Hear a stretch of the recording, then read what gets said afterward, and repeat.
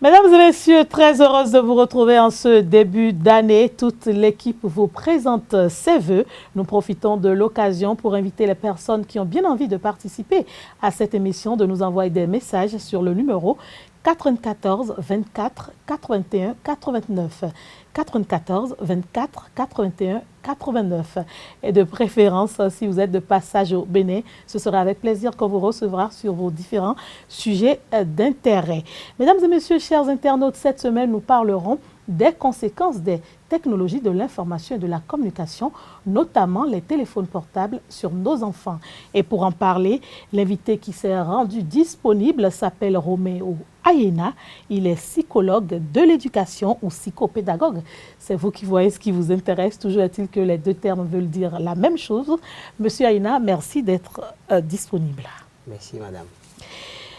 Et on démarre l'année avec encore beaucoup de sujets sur les enfants. C'est important quand on dit souvent que l'enfant est l'avenir de demain. Monsieur Ayena, c'est quoi un psychologue? D'abord, merci pour l'intérêt que vous portez à notre science, qui est une science peu connue du public. D'abord, la psychologie, étymologiquement, ça vient du grec psyché qui veut dire âme et logos qui veut dire parole.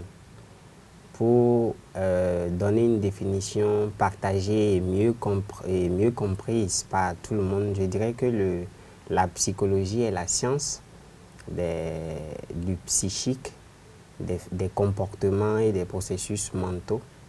Et se rapportant à l'enfant, c'est l'étude des différents stades de développement de l'enfant qui permet de mieux comprendre la dimension psychique de l'enfant, la dimension physique et les rapports sociaux que l'enfant peut avoir avec son environnement.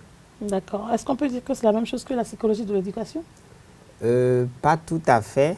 La psychologie de l'éducation est un axe, c'est un domaine de la psychologie qui étudie beaucoup plus le rapport de la psychologie avec l'éducation de l'enfant, c'est-à-dire tout le processus d'intégration de l'enfant dans la société et tout le processus de scolarisation de l'enfant aussi. C'est un peu ce qu'étudie la psychologie de l'éducation. D'accord. Et puisque nous on parle d'éducation, d'études du comportement, Voilà. Aujourd'hui on va parler donc du comportement que nos enfants ont avec les téléphones portables. Voilà. Est-ce que d'abord un enfant est autorisé à utiliser un téléphone portable? Je dirais oui et je partir de dirais quel aussi non. Ah, d'accord, dans les deux Voilà, cas. dans les deux cas. D'abord non, parce qu'il pourrait pas, je ne dirais pas qu'un enfant de 2 ans peut utiliser le téléphone portable. Il peut jouer. Il peut, 2 ans. C'est pas évident. C'est pas évident. C'est pas évident. Du coup, il faudrait qu'on nuance à partir, par exemple, de quel âge l'enfant peut avoir accès au téléphone portable. L'accessibilité au téléphone portable par rapport à l'âge dépend aussi de l'environnement dans lequel l'enfant se trouve et du niveau de développement du pays ou du contexte dans lequel on se trouve. Bien sûr. Par exemple, à Cotonou, peut-être un enfant de 5 ans a déjà accès au téléphone portable de ses parents, alors que si je prends un enfant qui est, par exemple, à Papané, par exemple au nord du Bénin. J'espère qu'ils ne vont pas penser que c'est de la discrimination. Non, ce n'est pas de la discrimination, c'est que les enfants et plusieurs autres environnements au Bénin ici, des localités dans lesquelles les réseaux de téléphonie mobile n'ont même pas encore eu accès. Par exemple, ces enfants-là, peut-être jusqu'à 10 ans, n'ont pas accès au téléphone portable. Donc le téléphone portable, ce n'est pas forcément lié à l'âge, mais c'est beaucoup plus lié à l'environnement, à l'accessibilité, les ressources de la famille auquel appartient l'enfant. Donc, ce n'est pas, en fait, on dirait qu'à 5 ans, l'enfant peut déjà avoir accès au téléphone portable. Il y a des fonctionnalités sur le téléphone portable qui serviraient à un enfant de 5 ans. Mais vu qu'il est dans un environnement où il n'y a pas le téléphone portable, il ne pourra pas avoir accès à ça.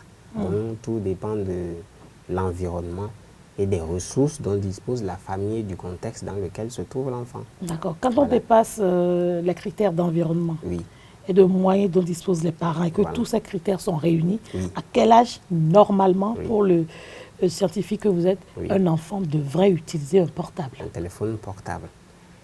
Je ne vais pas dire un âge, parce que ça va être comme si forcément à partir de cet âge-là, il ne faudrait pas se stresser, se mettre dans cette bulle. Moi, je me stresse parce que je n'ai pas eu assez très rapidement. Il ne faudrait pas se stresser, se mettre dans cette bulle de dire j'ai un enfant qui a 5 ans et le spécialiste a dit à partir de 5 ans, l'enfant pourrait avoir accès au téléphone portable.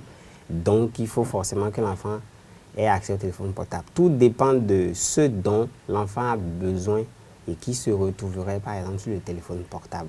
Je prends un enfant qui est au collège. Non, primaire, parce qu'aujourd'hui, on leur demande des recherches. Voilà. Bon, pour le primaire, pas forcément le téléphone portable. On peut l'aider à faire des recherches sur l'ordinateur. Oui, les parents qui n'ont pas d'ordinateur, qui ont un portable avec une connexion. Voilà, ils peuvent chercher sur le téléphone portable. Donc, pour des besoins de connaissances liés à la scolarisation de l'enfant, on peut donner accès au téléphone portable. Donner accès au téléphone portable n'est pas, par exemple, remettre le téléphone portable à l'enfant. Bien sûr, parce que le téléphone portable contient une multitude d'informations qui ne sont pas de nature déjà en rapport avec l'âge de l'enfant. Des informations déjà personnelles. Voilà, des informations personnelles et des images, par exemple, qui peuvent être du type pornographique et autres, choquantes et tout. Et donc, donner accès au téléphone portable nécessite une restriction par rapport à l'information dont l'enfant pourrait avoir accès sur le téléphone portable. Et si l'enfant veut faire une recherche, je suggérerais déjà, avant d'aller beaucoup plus au niveau des conseils qu'on pourrait donner, je suggérerais déjà que le parent soit présent et qu'il guide l'enfant dans l'accessibilité à l'information. Pour le canaliser. Pour le canaliser. Pas laisser le téléphone à disposition. D'accord. Dans d'autres contextes où on parle de la thématique de sécurité et autres, on peut laisser un téléphone portable à la maison aux enfants pour avoir accès à eux, vu que vous n'êtes pas disponible, vous êtes très très éloigné d'eux.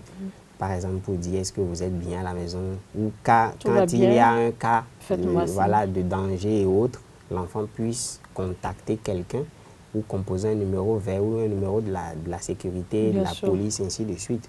C'est pour ça que je dis, tout dépend de l'objectif que l'on se fixe en mettant le téléphone à disposition de l'enfant. D'accord. Voilà. Et puisque vous entrez dans le vif du sujet, quelles sont les raisons qui peuvent motiver les parents à donner, laisser un téléphone portable à la disposition de leurs enfants? Voilà. Globalement, d'abord pour des raisons de sécurité, on peut laisser un téléphone portable à disposition des enfants à la maison. Vous revenez de l'école, par exemple, nous avons laissé des consignes et tout. Je peux appeler le téléphone, l'enfant va le décrocher. Est-ce que vous avez vu ce que je vous ai laissé, ainsi de suite, ainsi de suite. Est-ce que vous avez mangé? Est-ce que vous avez mangé? Il y a eu un problème? Est-ce qu'il y a eu un problème et tout? Je ne peux pas faire un tour à la maison vu la distance et tout. L'occupation. Donc, je peux décider de laisser un téléphone portable à la maison. Ou un téléphone fixe. Et un téléphone fixe, voilà. Deuxième chose, dans un contexte de sécurité, on peut laisser un téléphone portable pour que l'enfant puisse alerter un service compétent en cas d'incendie, en cas de besoin. Voilà. En cas d'urgence. En cas d'urgence. Troisième élément, pour des besoins de connaissance, on peut laisser un téléphone portable, un iPad par exemple à des enfants pour leur permettre de faire des recherches et pour nourrir leurs connaissances dans le domaine de la scolarisation. Autre élément, on peut laisser un téléphone portable ou un iPad. Quand je dis téléphone portable, je ne vois pas forcément les Samsung, les Galaxy et autres. Je vois aussi tout ce qui est appareil électronique. Émission-réception. Émission-réception, je ne vois pas que ça, que l'émission-réception. Je vois aussi toutes les autres fonctionnalités en abordant cet autre élément-là, en disant par exemple qu'un téléphone portable peut servir de jeu vidéo à un enfant. D'accord. Donc pour la distraction, pour les loisirs, on peut également laisser un téléphone portable à un enfant. Voilà autant de raisons, par exemple, qui peuvent motiver à laisser un téléphone portable à un enfant. Donc, si je vous résume bien, les types de portables à laisser à un enfant varient selon les circonstances, les besoins des parents. Les besoins des parents. L'objectif à atteindre. L'objectif à atteindre. D'accord. Voilà.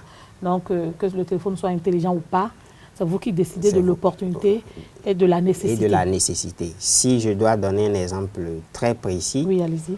pour qu'un enfant puisse, par exemple, joindre un numéro vert en cas de besoin, je peux laisser un téléphone, une tablette qui a déjà le numéro à l'écran, il suffit juste de toucher et ça lance l'appel. Là, par exemple, l'enfant a un âge où il ne peut pas composer un numéro. Comme on peut laisser un téléphone qui n'a pas d'écran à un enfant qui peut composer un numéro et lancer l'appel. Donc, tout dépend aussi du niveau de l'enfant, son niveau de développement et des fonctionnalités dont dispose l'appareil et l'objectif qu'on se fixe. On entend souvent Monsieur Aïna, on entend souvent des parents dire que c'est toujours préférable de laisser aux enfants des téléphones juste pour les réceptions. Parce que, effectivement, ou je sais pas, quand on laisse du crédit dans le téléphone portable, l'enfant peut l'utiliser pour appeler, dans le cas où l'enfant est devenu grand, bien sûr, pour faire autre chose et créer d'autres relations. Est-ce que c'est réaliste?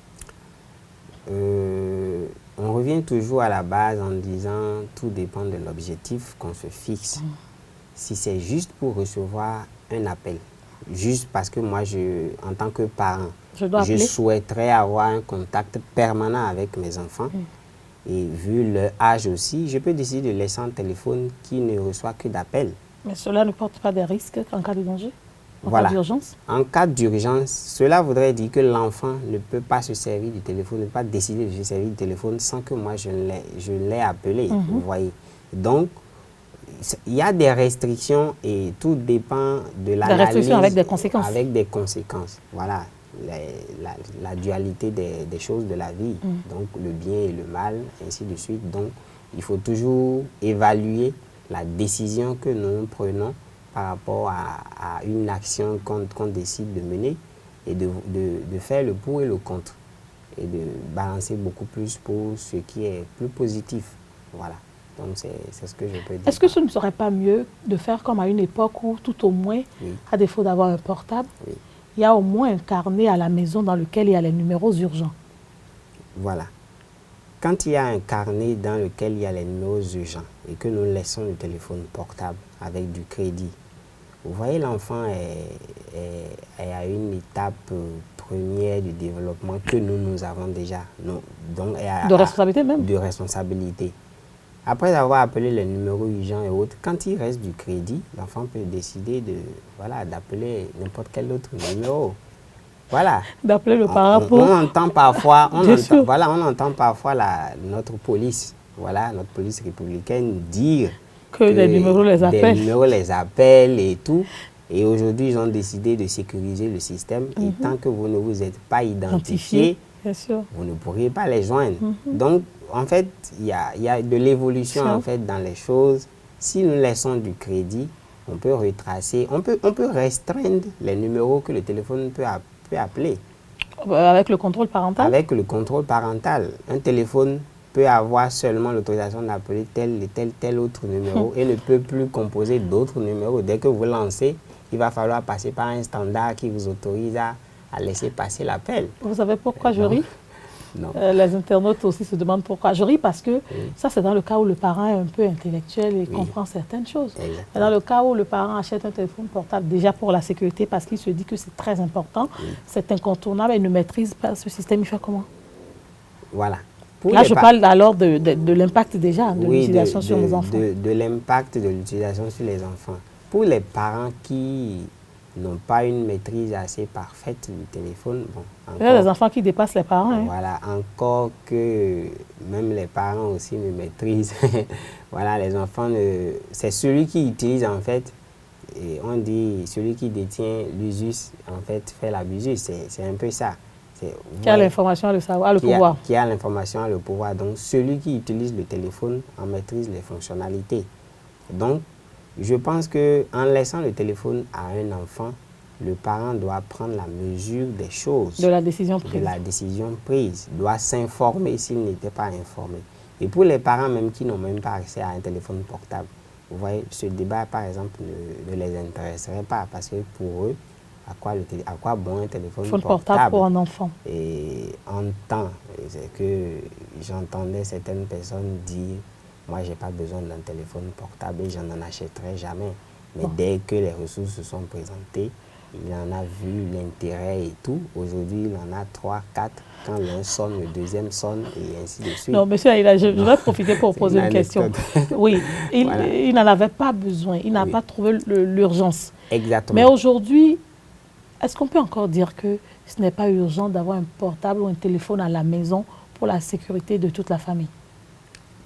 Au-delà du portable personnel que les parents traînent en ville. C'est important d'avoir un téléphone portable.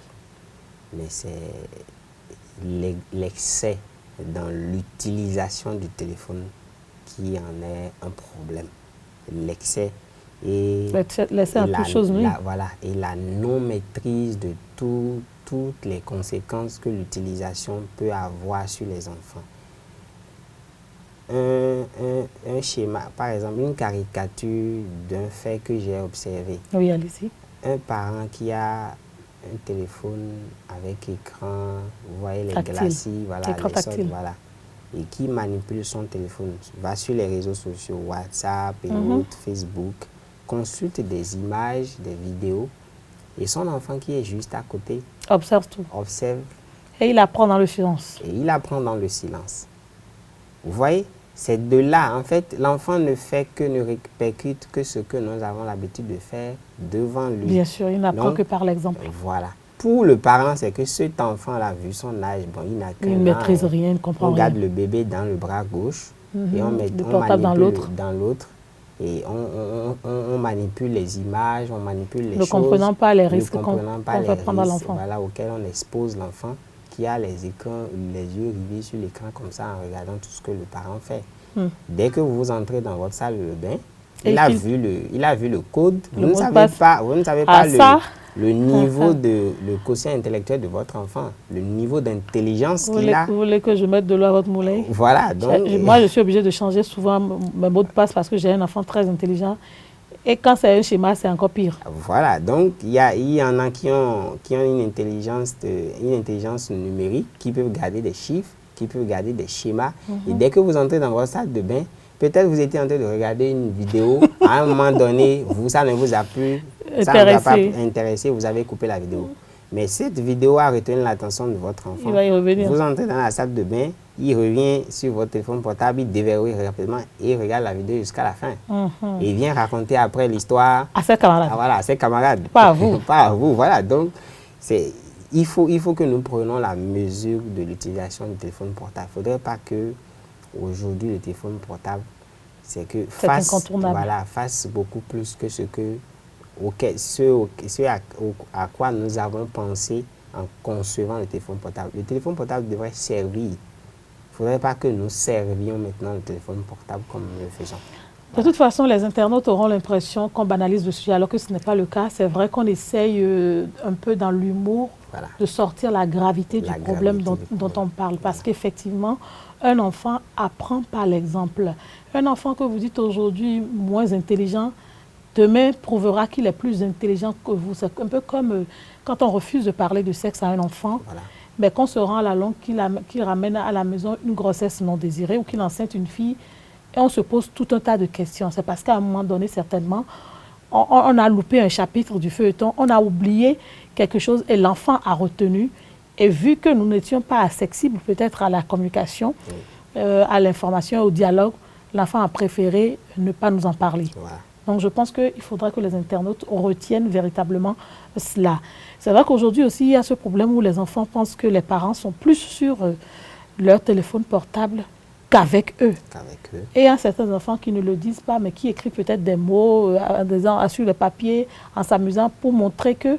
Et quand vous avez la chance de tomber dessus, l'enfant vous dit qu'il se sent seul parce que tout le temps, papa ou maman est occupé à être sur le téléphone portable. Voilà. Bon, je ne vais pas rappeler à nos internautes cette histoire d'une enseignante qui a son enfant dans sa classe, qui a donné un devoir et l'enfant lui a raconté pratiquement l'histoire de ce qui se passe avec les téléphones portables à la maison. Et la maman, tout choquée, en larmes, se posait des questions. Quand son mari dit qu'est-ce qui se passe, et il raconte l'histoire, et les deux se mettent à se poser des questions. Je pense que c'est la preuve palpable qu'effectivement, on a de mauvais impacts, nous-mêmes déjà, sur nos enfants. Voilà. Et avec le téléphone portable, ça ne rassure plus ça ne va pas. Et donc, je vais vous demander, M. Aïna, puisque nous parlons déjà de l'impact, aujourd'hui, en termes plus clairs, quels sont les impacts que l'utilisation de nos téléphones portables ont sur nos enfants? D'accord. En général, l'utilisation des technologies de l'information et de la communication, notamment le téléphone portable, les impacts sont beaucoup plus à 3 niveaux. Au niveau sensoriel, le niveau sensoriel, c'est beaucoup plus le développement des sens de l'enfant. Pour un enfant qui n'avait pas accès aux technologies de l'information et de la communication, le développement des sens se fait dans son environnement, vous voyez, et beaucoup plus la créativité en touchant, en palpant, en cassant, en manipulant beaucoup d'autres objets.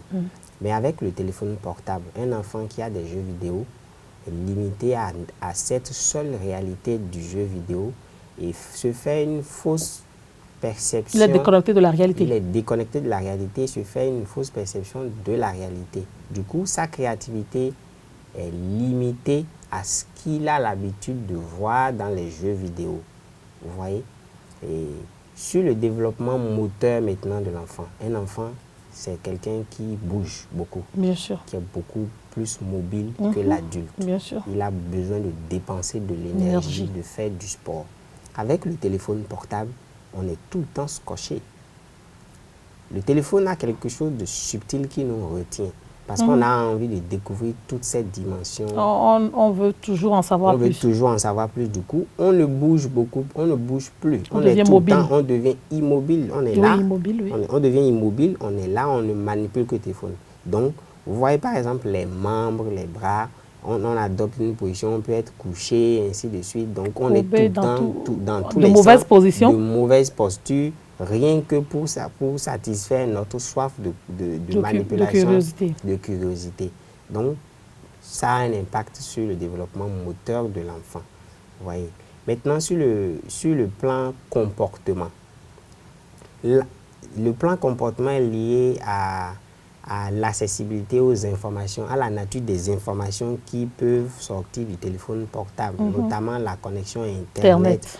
À laquelle on peut avoir accès au téléphone portable. Pour les jeux vidéo surtout. Là, c'est beaucoup plus les troubles d'attention, les troubles de concentration. Vous voyez. C'est trop technique, non? En termes plus clairs? Quand je dis troubles d'attention, c'est par exemple l'enfant a accès à une information et dont son niveau de maturité ne permet pas de faire la nuance, le choc. Dans certains pays, on parle de terrorisme, par exemple, où il peut suivre une vidéo d'assassinat ou de torture violente et autres, de torture de quelqu'un, et il se demande, il se pose des questions. Parce que dans la vidéo dans laquelle on a torturé quelqu'un, c'est un adulte qui est en train de perpétrer cet acte. L'enfant se pose la question de savoir, est-ce quand on devient adulte, c'est ce qu'on est appelé à devenir? Surtout quand dans l'environnement on dit qu'il faut avoir des comportements de paix. De paix. Ça pose problème. Lui, l'enfant qui voit ces vidéos, se pose des questions. Ça fait que, vous voyez, c'est des enfants dont l'âge est inférieur à 18 ans qui sont souvent enrôlés dans ces cas de situation de terrorisme et autres. Entre parenthèses, je suis instructeur de droit et protection de l'enfant à l'école de maintien de la paix à Bamako. Et ce sont des thématiques que nous traitons beaucoup plus avec les inspecteurs de police, les commandants, les UNPOL et autres, et où nous montrons l'impact on structure le développement de l'enfant et les failles qui existent dans le développement de l'enfant en fonction de leur âge. Et ce sont ces failles-là que les terroristes utilisent pour enrôler les enfants. Donc, c'est des vidéos qui suscitent en fait l'intérêt de l'enfant. Non, tu peux faire plus que ce que tu fais aujourd'hui. Aujourd'hui, tu es inutile pour ta société parce que tu ne fais pas ça encore déjà. Donc, il faudrait la manipulation psychologique. Voilà, il faudrait que tu te décides à y aller. Donc, toutes ces informations sont disponibles dans le téléphone portable et il faudrait que les parents soient conscients de cela. Et donc, avoir accès au téléphone portable doit avoir une restriction, surtout des téléphones qui ont accès à Internet.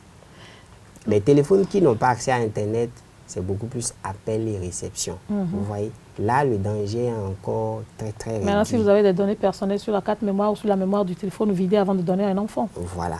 Et un téléphone avec accès à Internet, je pense que c'est beaucoup plus de danger auquel est exposé les enfants. Et puisque vous parlez de cet enfant qui a regardé une vidéo très violente de quelqu'un qu'on tuait, voilà. Je pense que s'il entend l'enfant à un parent qui est des forces de sécurité, ça peut lui donner l'envie d'aller prendre son arme pour tester, voir.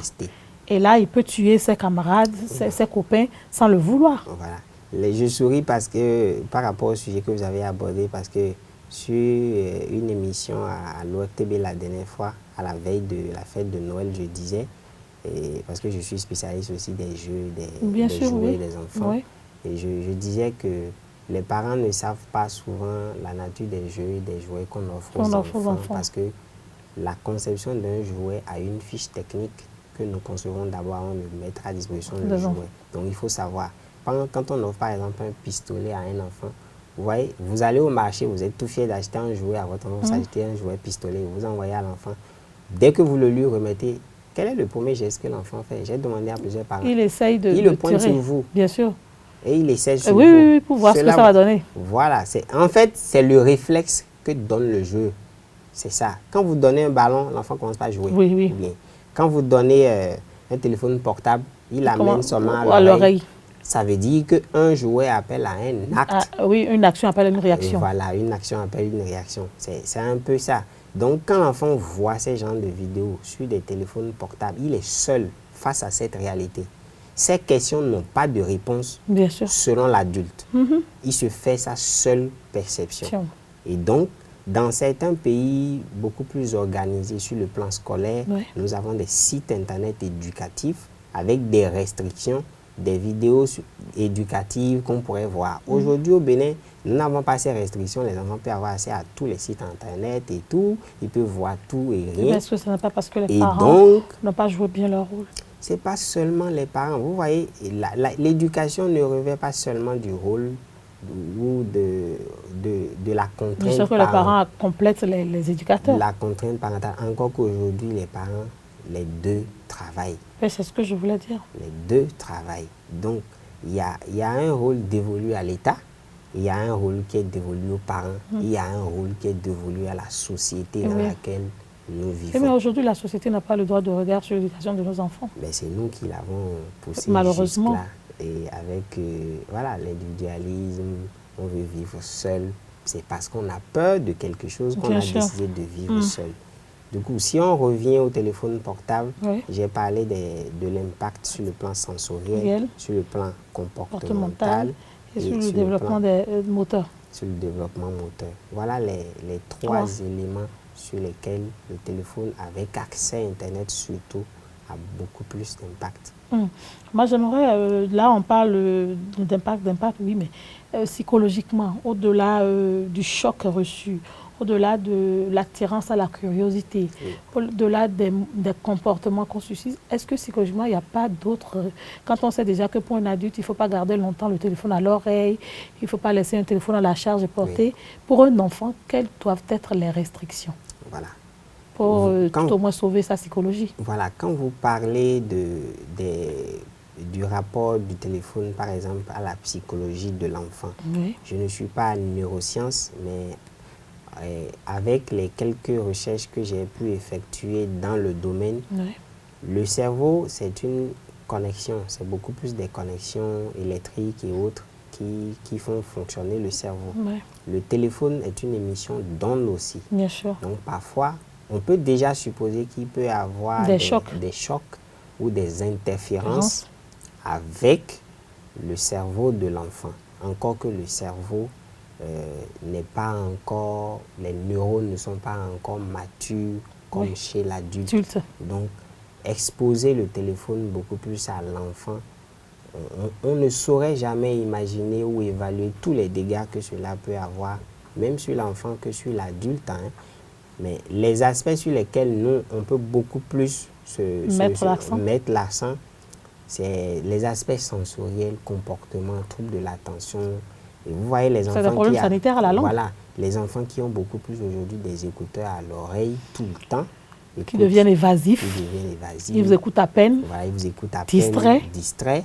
Et en salle de classe, l'enseignant parle, vous avez vu, le téléphone est là.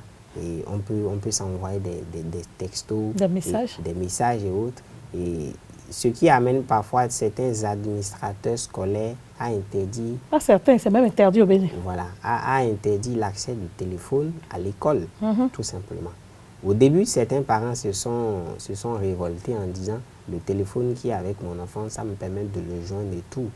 Mais c'est supposé que l'enfant est dans un cadre structuré. Bien sûr. Et qui a la responsabilité de l'État. La protéger. Sécurité de votre enfant dans un établissement, je ne pense pas que cela soit autant une préoccupation qui vous amène à laisser un téléphone portable à votre enfant. Une fois que l'enfant a accès à l'établissement, il y a le directeur de l'établissement, il y a les enseignants qui sont tous un corpus d'éducateurs aguerris pour surveiller votre enfant sur la période de présence de l'enfant.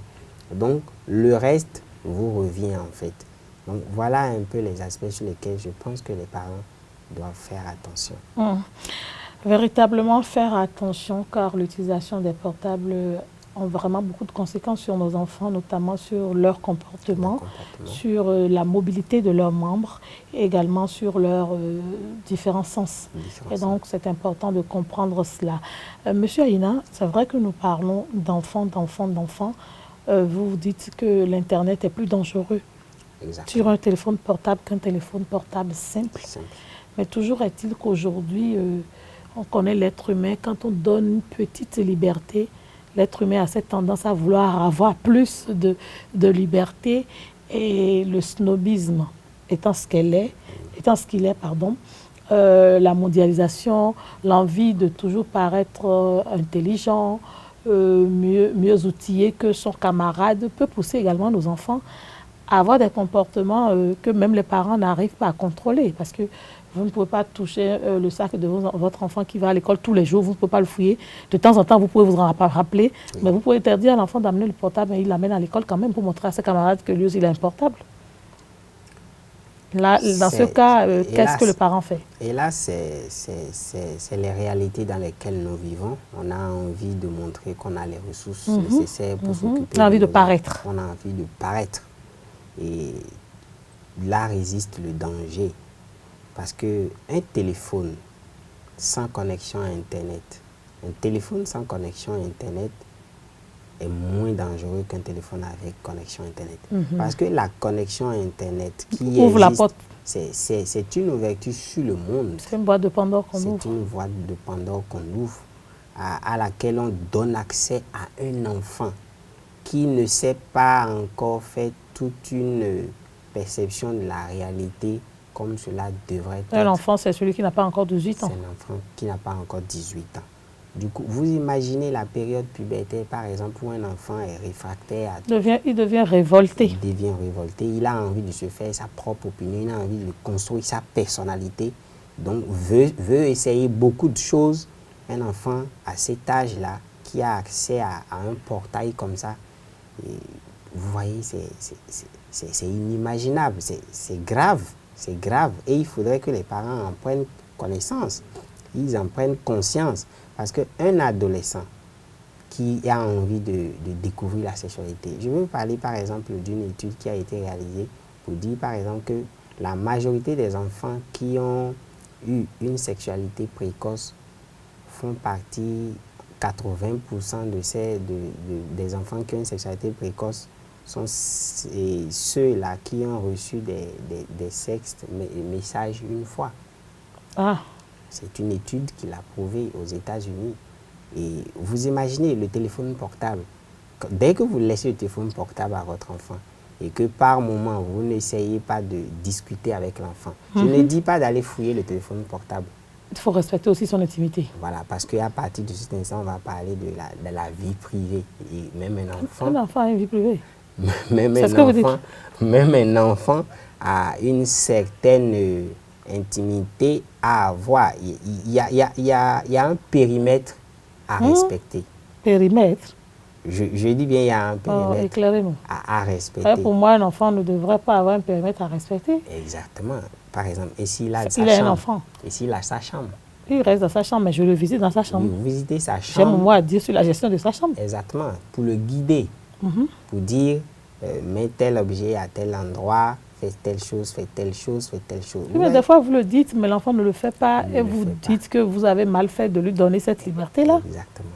Donc, tout cas dans certains pays Faut gérer. où la loi est assez évoluée, et les parents n'ont même pas droit à certaines choses aussi, comme chez nous ici, où l'enfant est perçu on va mieux rester chez nous alors. L'enfant est perçu comme une propriété privée. Non, pas une propriété privée, mais une personne fragile. Voilà, une personne. Ne dites pas ça pour qu'on ait l'impression qu'on martyrise nos enfants. Non, on ne martyrise pas les enfants, mais je ne veux pas parler. On les protège. C'est vrai, c'est l'intention qu'il y a derrière tout ce que nous faisons. Et oui. Donc, il faut, en fait, en termes plus clairs, il ne faut pas surprotéger un enfant, c'est ce que vous dites. Exactement. Laisser aussi une certaine liberté pour permettre à l'enfant de contracter d'autres réalités. De prendre lui-même de certaines décisions. Certaines décisions, mais que nous sommes là comme des guides, puisque nous sommes leurs éducateurs, nous donnons de bons exemples. Et donc, nous-mêmes, il faudrait que nous montrons l'exemple, nous soyons des exemples. C'est là que je vais en venir. Il faudrait que nous soyons des modèles par rapport à ce que nous enseignons. Ce n'est pas dans le genre, faites ce que je vous dis et ne faites pas ce que je fais. D'accord. C'est ça. D'accord. C'est compris. Votre message est assez clair. Vous ne pourriez pas être plus clair. Mais dans le cas où, par mégarde, un enfant tombe sur des images violentes et que vous, parents, vous vous en rendez compte. Là, c'est dans le cas où vous vous en rendez compte. Oui. Qu'est-ce que le parent devrait faire? Voilà. En parler, ne pas en parler, gronder? En règle générale, l'éducation est basée sur le dialogue. L'éducation, la meilleure éducation, c'est le dialogue. Donc, que vous vous êtes rendu compte ou pas, c'est qu'il faut toujours discuter avec votre enfant. C'est vous qui suscitez le débat. D'accord. Ne supposez pas que l'enfant n'a pas encore vécu la scène. C'est le problème que nous avons avec la thématique. Il faut prévenir. Voilà, c'est le problème que nous avons avec la thématique sexualité en Afrique. Tabou ou pas. Il finira par y arriver. Il finira par y arriver. Donc, il vaut mieux le prévenir. Est d'en discuter. En discuter avec des thèmes appropriés à l'âge que l'enfant a. D'accord. Donc, il faut prévenir. Je vais donner une caricature en me basant sur un fait par rapport à la tranche des adolescents. Oui. C'est le phénomène des telenovelas. Oui. J'ai été dans certains ménages, par exemple, où on regarde le feuilleton. À un moment donné, dès que les personnages commencent par s'embrasser, il y a les parents qui zappent, qui éteignent, et qui, à des moments donnés, vont vérifier si la scène est terminée. Et les enfants sont là, ils regardent, ils ne disent rien. Bon, en tout cas, moi, à mon époque, qu'est-ce qu'on faisait? Tu ne regardais même pas, tu vas te coucher à cette heure-là. Ah, voilà, dès que ça commence, même avant que ça ne commence, tu es au lit. Nous recommandons, par rapport à ces choses-là, suivez tout le feuilleton. Ne faites pas semblant.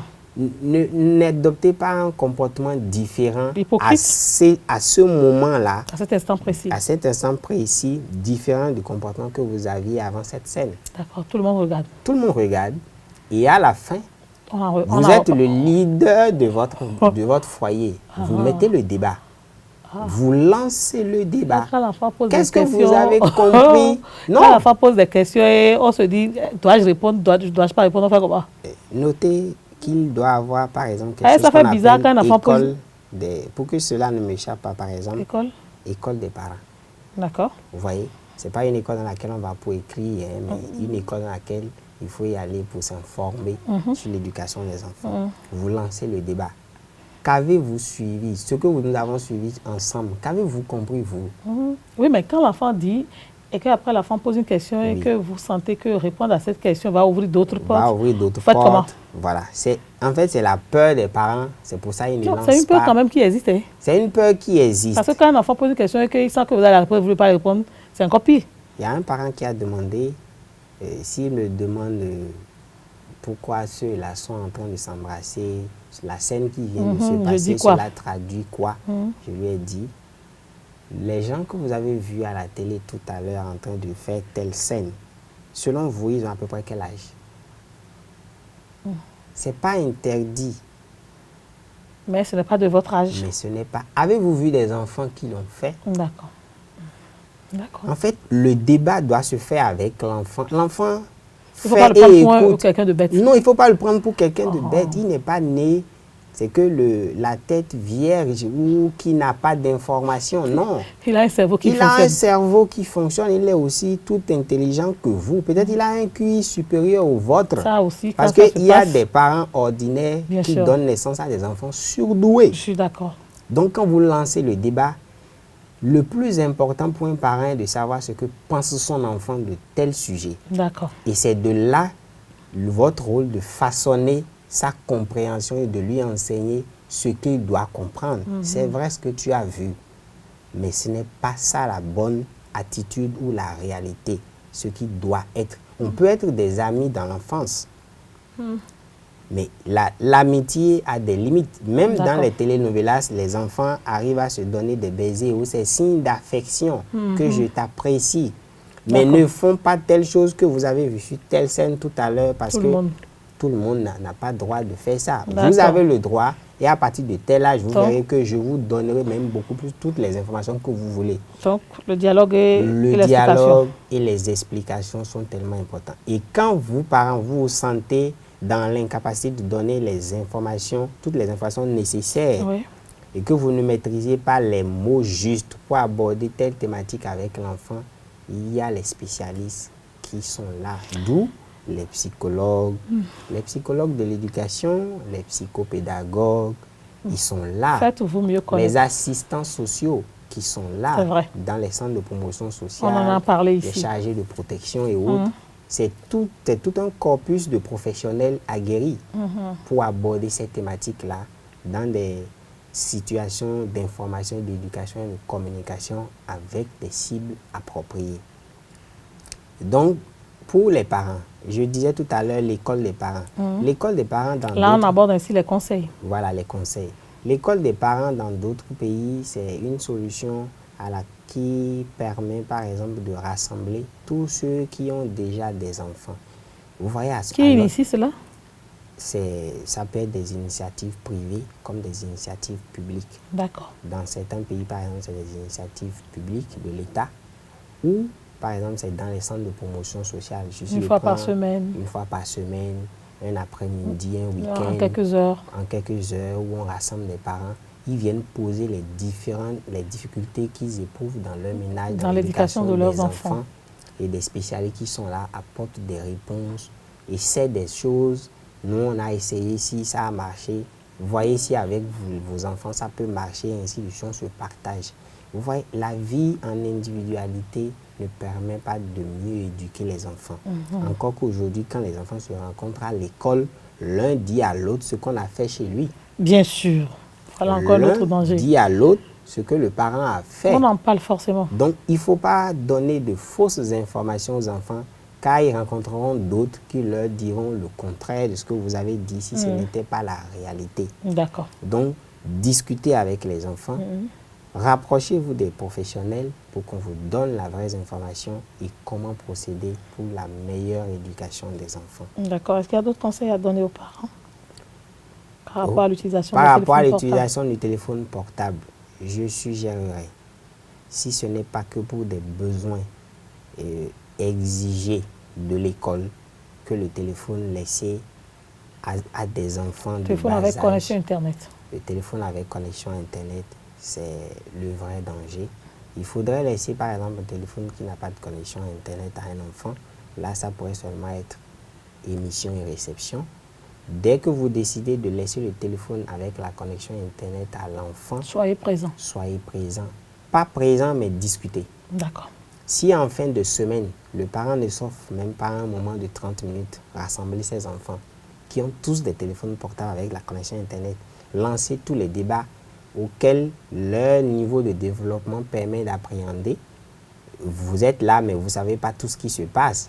D'accord.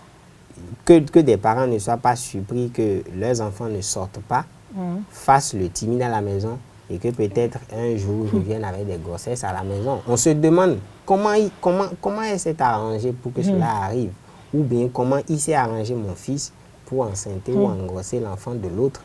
On ne demande pas de contrôler ce que l'enfant fait sur son téléphone portable parce que là, il faudrait des compétences spécifiques. Mais ce que nous suggérons, c'est que offrez-vous des moments de dialogue avec les enfants. Demandez-leur simplement est-ce qu'ils ont des sujets qui les préoccupent en ce moment? D'accord. Voilà, donc le dialogue est la solution idéale. D'accord. Et les enfants? Les conseils pour mieux les protéger, qu'est-ce que vous avez à leur dire? Voilà. S'ils nous écoutent. Par rapport pour les enfants, Bien sûr. des conseils à l'endroit des enfants.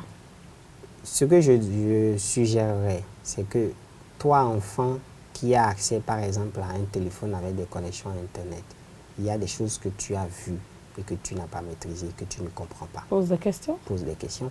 N'aie pas peur de poser des questions. D'accord. Si ton papa ou ta maman n'est pas accessible à la question que tu poses très souvent, tu as essayé de lui poser la question et il ne répond pas ou n'a pas des informations qui te satisfait, pose la question à ton enseignant à l'école.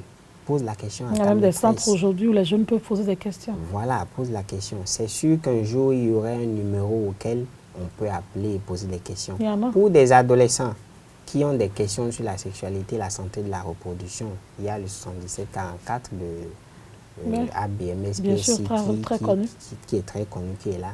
N'hésitez pas à poser des questions. On ne vous interdira rien, mais on vous informera pour que vous fassiez les meilleurs choix possibles pour une vie épanouie. Voilà. Ah, j'ai cette question qu'un enfant m'a demandé, combien d'heures dois-je rester sur un téléphone portable?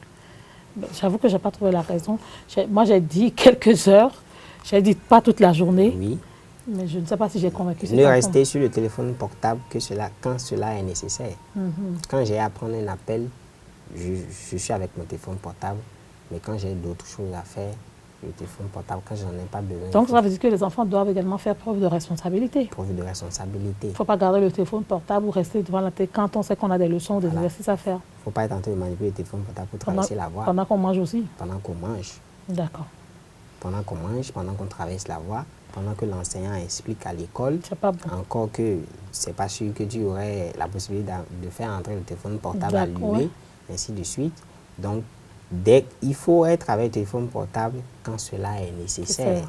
Quand c'est des besoins de recherche, oui. Mais quand c'est pour apprendre, il ne faudrait pas avoir le téléphone portable à côté quand j'ouvre mon cahier, que je dois apprendre les leçons. Un message pourrait revenir distraire et me déconcentrer par rapport à l'exercice que je suis en train de faire, par rapport à la leçon que je suis en train d'apprendre. Donc, il faut vraiment prendre les dispositions pour que le téléphone n'ait pas de répercussions sur les activités ou les actions que vous êtes en train de mener. Et pour conclure? Pour conclure, je dirais, j'espère que les parents ne sont pas trop stressés par rapport aux conséquences qu'on a pu décliner sur cette thématique. Et tout ce que nous suggérons, c'est qu'ils contactent les professionnels. Et je viens de citer les professionnels, les psychologues, les psychopédagogues, les assistants sociaux, les agents de protection de l'enfant, les agents de protection de l'enfant, les OPJ, les commissariats et tout. Tous ceux-là sont là pour la meilleure éducation des enfants, pour une vie épanouie, pour les aider dans leur rôle d'éducateur. Tu n'es pas toujours là pour taper du poche. Non, voilà. Merci à vous, Monsieur Roméo Ayena. Je vous remercie d'avoir été là pour cette première émission. On a parlé des conséquences de l'utilisation du téléphone portable sur nos enfants. Et on retient que donner un téléphone portable à un enfant, c'est bien par rapport à sa sécurité, par rapport aux urgences, par rapport à la distraction. Mais le téléphone portable peut avoir beaucoup de conséquences sur l'enfant, de conséquences sur l'utilisation de ses sens, sur sa créativité, sur ses comportements avec les troubles d'attention, les chocs et autres, et évidemment sur son développement moteur. Parce qu'un enfant qui utilise toute une journée un portable assis ou couché dans n'importe quelle position a forcément des répercussions sur sa santé. Donc il faut être très prudent quand on donne un téléphone portable à un enfant. Mais le plus important pour les parents, au-delà de cette confiance en un enfant en lui donnant un téléphone portable, c'est de l'accompagner par le dialogue, de l'accompagner par l'explication. Et si vous pensez que vous n'êtes pas en mesure d'amorcer ce dialogue ou cette explication-là, adressez-vous aux professionnels, aux agents de protection de l'enfant, aux assistants sociaux, aux commissaires, aux policiers. De toute façon, ce sont des personnes qui existent, qui sont au contact de nos parents au quotidien. Même les éducateurs, les enseignants, il faut rester en contact avec eux pour qu'ils nous accompagnent parce que seul, on n'éduque pas un enfant, seule une famille n'éduque pas un enfant, mais l'enfant s'éduque à la fois par la famille, par la société, par les éducateurs. Et c'est très important et c'est ensemble qu'on fera de nos enfants des citoyens modèles de demain, des citoyens capables et à même de développer notre nation et pas des citoyens qui sont prêts à tout faire pour détruire notre nation. Ce sera notre conclusion pour ce début d'émission. Au cours de cette année 2018, je rappelle le numéro sur lequel vous pouvez nous contacter par message pour avoir accès à cette émission et participer si vous avez des questions d'intérêt. C'est très important parce que ce n'est qu'ensemble qu'on pourra construire cette nation qu'est le Bénin, qu'est l'Afrique, qu'est le monde. Le numéro 94 24 81 89.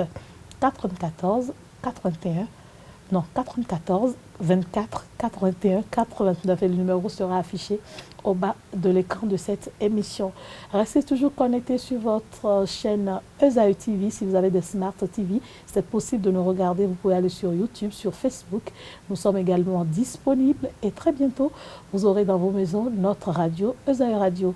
Esaü TV, c'est tout simplement pour vous accompagner au quotidien. Merci à toute l'équipe qui m'a accompagné. À la semaine prochaine.